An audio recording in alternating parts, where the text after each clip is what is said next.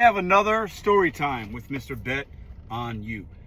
In today's vlog episode, the topic at hand is the number one reason people do gig work. The number one reason people stay in gig work. DoorDash, Uber Rideshare, Uber Eats, Grubhub, Spark, Instacart, whatever it is, this kind of work has skyrocketed. More people are doing it than ever before. In today's video, I'm going to tell you the number one reason I think people come to it, the number one reason people stay in it. I'm going to need your comments and your opinions in the comment section below. So get ready to start typing. Let's go. I've been in the gig economy for 4 years. I came into it part-time, not really knowing everything about it, but knowing, hey, I used to do rideshare as a customer. I could do rideshare as a driver. Easy money, pay for some things without dipping into the savings or whatever else. You come to find out, when you're in the gig economy, delivering people, packages, McNuggets, you're getting paid on a daily basis if you choose to, or a weekly basis, and you're not paying any taxes on that. At least not right away. So the kind of people that are coming to this work or staying in this work probably worked at a restaurant before, like I did. Maybe they worked in the service industry, retail. Maybe they were a salesperson, they were a teacher, who knows what they did. Maybe they just came into this country. But the work you did before this, you probably made less or maybe the same. Most people that come into this work aren't making $100,000 in a salary, and then they're coming in to this like I did. So I say that because if you go from working at Taco Bell or Walmart or whatever, or you come here from another country and you used to make 15 bucks an hour, 20 bucks an hour, somewhere in that range, you're paying taxes on that. So you can work 40 hours a week. Do the math. How much are you getting paid? Take home after taxes and everything. But if you do gig work and you come into gig work, this is where the story comes in here. Follow me. You can make $1,000 a week in a lot of markets. Now, some people are going to work 5 days to do it, 6 days, 7 days, 30 hours, 40 hours, 60 hours. Making $1,000 a week delivering people their packages or groceries or McNuggets is not unrealistic in a lot of markets. Even if you're in a rural area, a rural small market, if you grind and you know what you're doing, you got enough apps, you can make $1,000 cash. You're not getting taxed on any of that. That's all take home. People start to talk about, oh man, I'm doing DoorDash, I'm doing this, I'm doing that. And they start to find out, I get to keep all that money right away. I want you to think about the psychology behind working in this country, working really hard 1 week, and then you get paid $1,000 for your week, which is good money for a lot of people, and then your check is $600. It's a little defeating.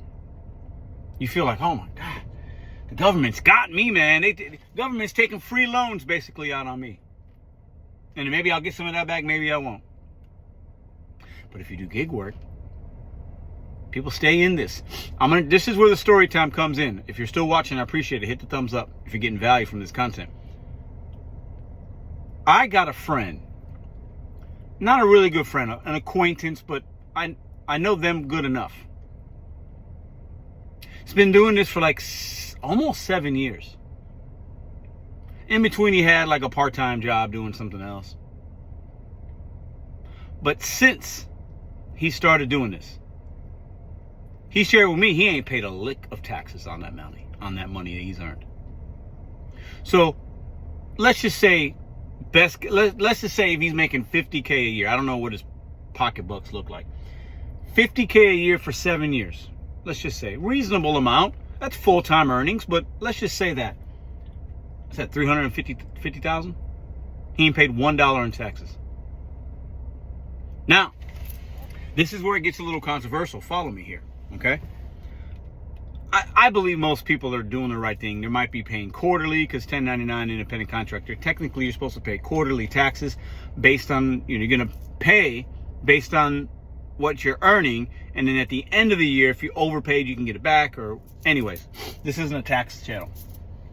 My point is, most people are paying taxes and doing the right thing, but there are, in my estimation, millions that are not, and they're staying in this line of work because of that financial benefit that they think they're getting, not realizing at some point you're probably going to get caught up. Or will you? Can the government catch everybody? I think there are a lot of DoorDash drivers, Uber, whatever. Yeah, you get that 1099 from that company. You're not doing anything with it. You already got your money. You probably already spent it. You didn't save. You didn't pay quarterly taxes. So you're making your $50K a year. No taxes have been paid. Now, you're not paying into the system, but what is the system? Some people don't even like that. The system, the taxes. You tell me what you think in the comments. But in this episode of the Story Time, there are a lot of people that came to this because their friend said, oh, I made this amount of money and I didn't have to pay. I got to keep it all. I cash out every day. The government's not in my pocketbook. And then people stay because it's easy. This line of work is very easy if you got an automobile. It ain't for everybody.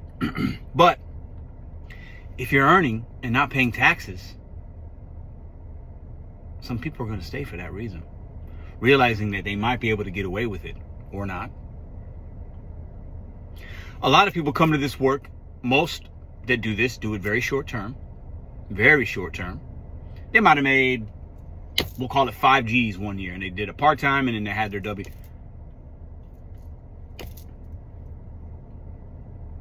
Some people are submitting that income, others are not. It's an easy way to make money. It's an easy way to make money, and you have no financial responsibility immediately. So people that come to this job, one of the reasons people come to this job, the immigrants, the migrants, and Americans, they ain't got to pay no tax bill. They getting all that cash. They keeping it. The government's not in their pockets. That's how I look at it. I think there are a lot of people that do that. I know somebody that hasn't paid taxes in 7 years. Now, I don't know how true that is. Maybe he's just blowing smoke. Who knows? Will he get caught? Will he not? I have no idea. I'm not saying his name, so it doesn't matter. You have no idea who this person is. But to think about that, I think there are a lot of people that, I pay taxes. I worked at a job for 20 years and paid, and da-da-da-da, and I'm not doing it. Nope. I'm going to work this job.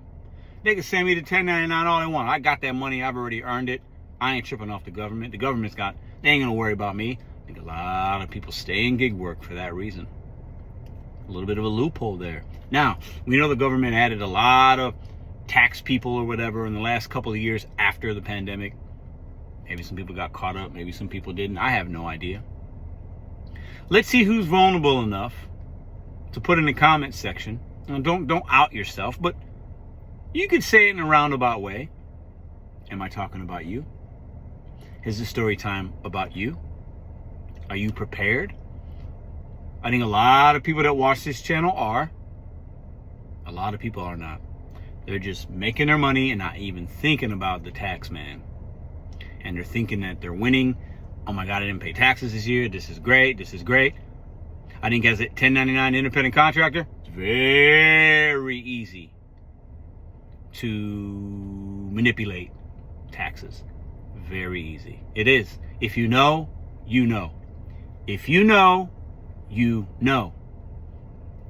In some ways, you have a lot more control of your earnings and your money and your mileage and this and that and what you can claim. When you work in that W-2, that FICA, that social, that medical, it's all coming out before you even see it. The government's got their money. Think about that for a second. I'm going to leave this story time on that note. The number one reason people come and do this work, and one of the reasons people stay, is that reason right there. And I think a lot of us that are full-time, you full-timers out there, I'm not saying you're not doing the right thing, or who knows what the right thing is. It's all subjective. However, a lot of people struggle. We say we don't like this. We're using a car. We're doing it. Why do you stay? Is that the reason? Think about that. Maybe you just earned $1,000 this week. You didn't pay $1 in taxes. And how many of you are putting their money to the side? How many of you are putting that 25 to 30% for taxes to the side? Not many of you. How many of you are paying quarterly? Not many. I could be wrong. You could tell me in the comment section. That's this week's edition of Storytime with Mr. Bet on You. That's the reason people are staying and coming to this line of work. There are benefits to it financially, even when you think there isn't. And that's one of them. Because everybody has to pay taxes. But millions of gig workers have not and will not. Government knows it. That's why they've started to put that on that microscope under us and the companies, because the companies know it too. The government's losing hundreds of millions of dollars by not being able to take that money from us right away. How much different would you still stay in this, and how much different would it be is if every time you did DoorDash and Uber, that $10 order you just delivered turned into $7. So you accepted it at 10, but it turned into 7 because that $3 went to the government immediately, and then at the end, just like a W-2, you had to claim and maybe you got some back and maybe you didn't based on your situation. Would you stay doing this work? Would you stay doing this work if that was the case? If it wasn't 1099, if it was more like W-2 and they took it right away? I think many of you would not. I think many of you that make $1,000 a week or $500 a week, if that 1,000 turned into 700, 600, if that 500 turned into 300, you would not look at this the same way. That's my hot take. That's my story time. I appreciate y'all for watching. I gotta go pick up my girl from gymnastics. Have a fantastic rest of your night.